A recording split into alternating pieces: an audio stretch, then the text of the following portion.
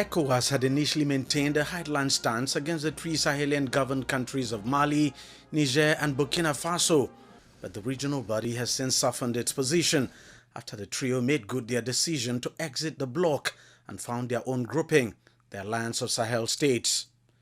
Ghana's new president, John Mahama, is now leading efforts to reconcile the two sides. He's been to all three countries where he held talks with their military leaders, with a view to eventually facilitating their possible return to the ECOWAS fold.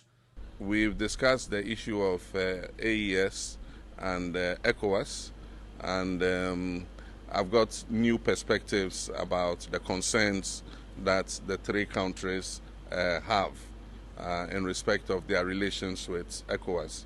And so I assured Mr. President that at the next ECOWAS meeting I would pass on what they have explained to me to the other leaders.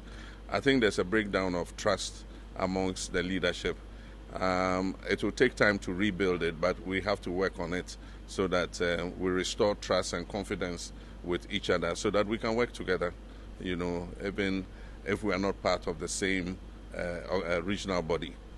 It's still early days yet to predict the likely outcome of the Ghanaian head of state's diplomatic initiative, but analysts say nothing can be ruled out at this stage. I think it's not so much about conviction, you know, Mahama trying to convince them. I think it's about the interests, you know, of these three countries and how Mahama's visit will impact on their interests.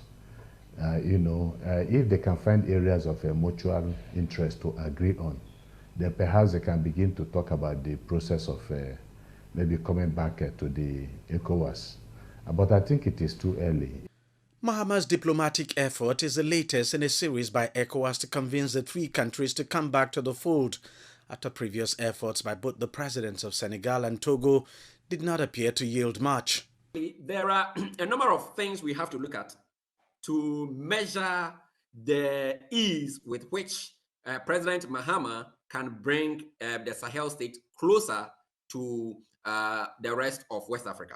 One is that is ECOWAS willing to relax its protocol that disallows ruling coup makers to stand for elections, because most of them want to run for elections and become civilian leaders eventually, like we saw in the 1970s, 1980s, and 90s in West Africa.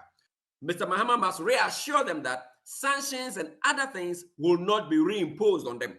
And so these are some of the factors that need to be considered in order to create some confidence building, and that will be difficult. President Mahama is due to meet other ECOWAS leaders to relay the outcome of his talks with the Sahelian military leaders.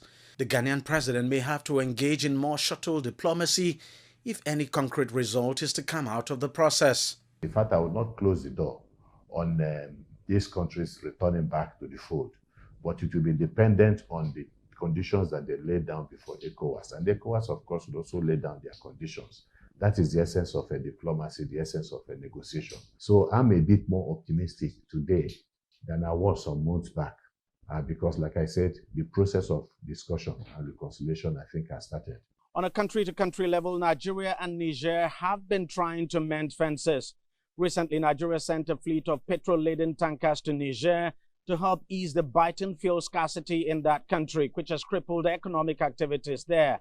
Now, analysts say such a gesture opens a door of opportunity to restore relations, not just between Nigeria and Niger, but also with ECOWAS.